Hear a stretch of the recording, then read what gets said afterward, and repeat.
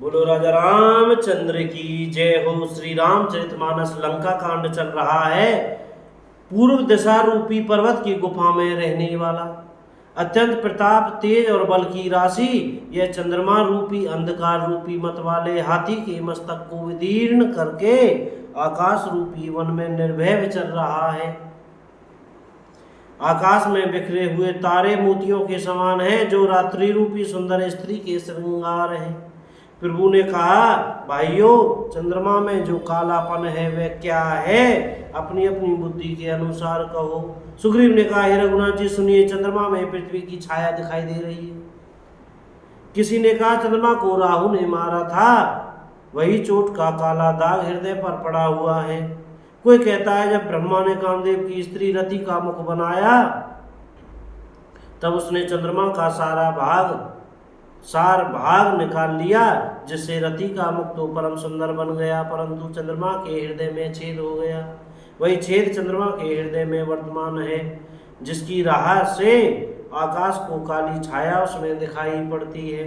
प्रभु कह गरल बंधु शशि केरा। प्रभु श्री राम जी ने कहा, विष चंद्रमा का बहुत प्यारा भाई है, इसी से उसने विष को अपने हृदय में स्थान दे रखा है। विषयुक्त अपने किरण समूह को फैलाकर वह वियोगी नर नारियों को जलाता रहता है।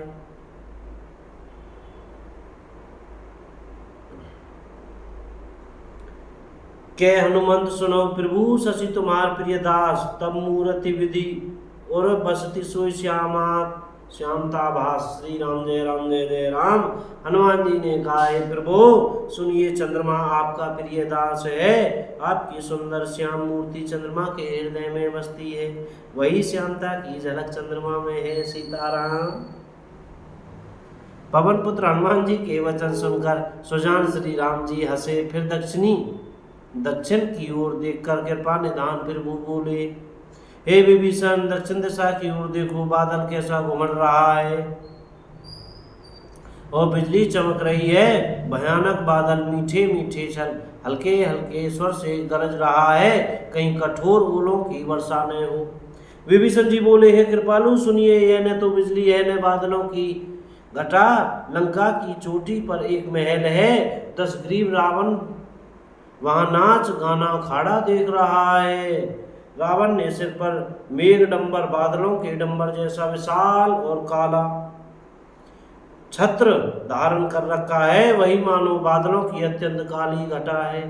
मंदोदरी के कानों में जो कर्ण फूल हिल रहे हैं, हे प्रभु, वही मानो बिजली चमक रही है।